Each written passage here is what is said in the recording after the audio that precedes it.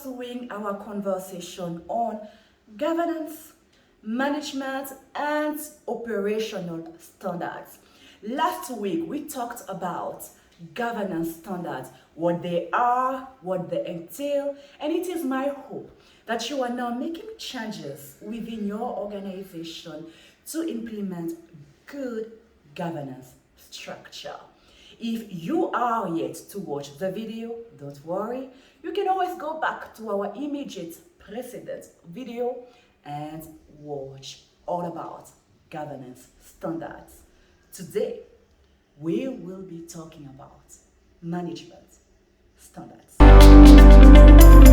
ISO defines management standards as the way in which an organization manages the interrelated parts of its business in order to achieve its objectives. These objectives can relate to a number of different topics, including product or service quality, operational efficiency, environmental performance, health and safety in the workplace, and many more. Now, the level of complexity of a management varies from organization to organizations. While in some, just having a leadership that provides guidance could be enough. In others, key documentation and control might be more necessary.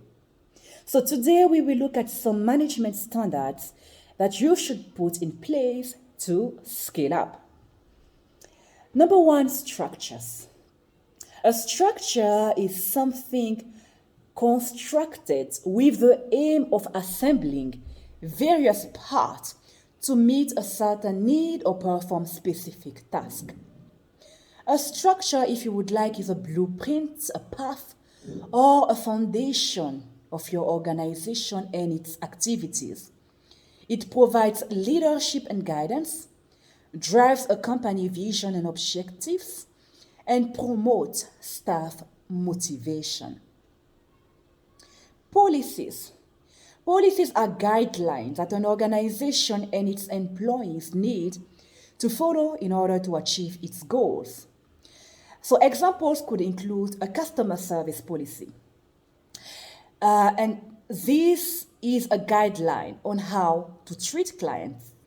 It could also include a human resource policy, a guideline to manage staff, a marketing policy, a guideline to increase sales and achieve competitiveness, and even a management policy, which is a guideline to create, communicate, and maintain policies within an organization.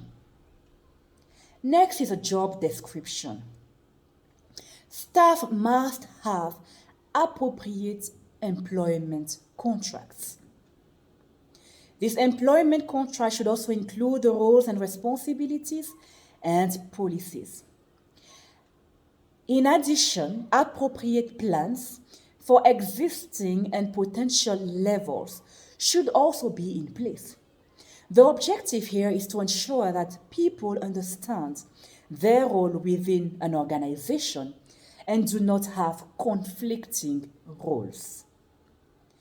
Support. Do you provide support to your team? Well, an unknown author once said, "Be an encourager. The world has enough critics." Support is an important element in management, and it includes the encouragement, sponsorship, and resources provided by the organization or a line manager, and even more importantly, among colleagues themselves. Do you have a database? An organization must hold appropriate and accurate electronic records of the customers and any relevant stakeholders that enable proper analysis and monitoring of the firm's activities. Next is the quality assurance processes and procedure. Do you have a performance management system? This should basically include the use of continuous improvement tools to manage and sustain your staff. Income and expenditure budget. An income and expenditure budget must be approved every year by the board, and it should be sufficient to cover the need of the staff, the office itself, the communication, the training, and other operational costs. So do you have an income and expenditure budget that you showcase to your board every single year for its approval?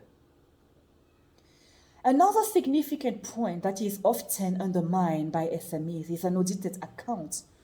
Audited accounts are very important because they enable you to have a clear mindset of your financial resources. This is always important when you're thinking of scaling up your business because most investors will want to see your audited account. Even if you intend on having or taking loans, the banks and any related organization would ask to see your audited account. So management accounts audited annually in accordance with regular practice should be done.